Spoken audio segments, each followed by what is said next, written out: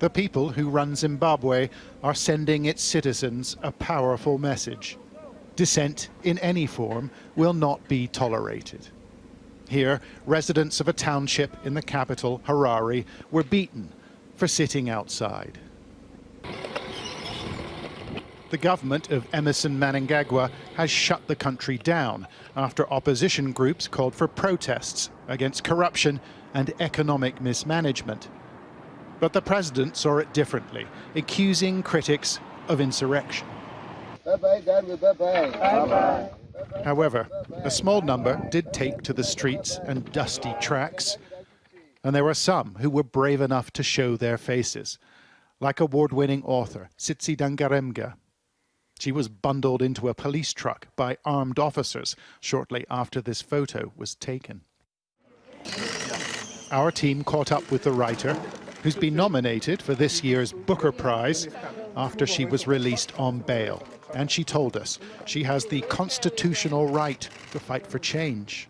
I feel that probably all Zimbabweans want a better life for all Zimbabweans and the people who live here. And I think that that's a very right motive to have.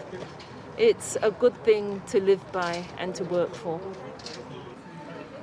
Dozens of government critics have been arrested, including the spokesperson of the main opposition party, the MDC. Riot police have arrived. Fadzai Mahera broadcast her own arrest before being charged with inciting public violence and breaching the rules on COVID-19. It's an indictment on who we've become as a society in Zimbabwe, that people cannot step outside their homes and protest against all the injustices that we see, the fact that corruption is killing us, the fact that we've got a hunger crisis, the fact that our public health system is on its knees.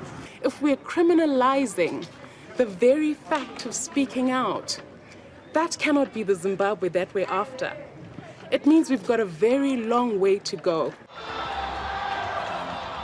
Emmerson Mnangagwa took power in 2017, promising economic growth and world-class public services.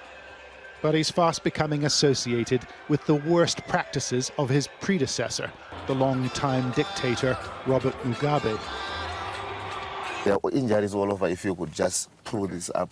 But I think a pattern of arbitrary arrests and abductions is now well established.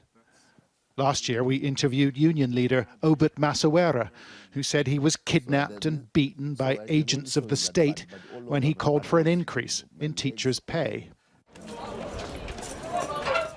It seems acts of protest have been officially banned by a paranoid government determined to suppress dissent.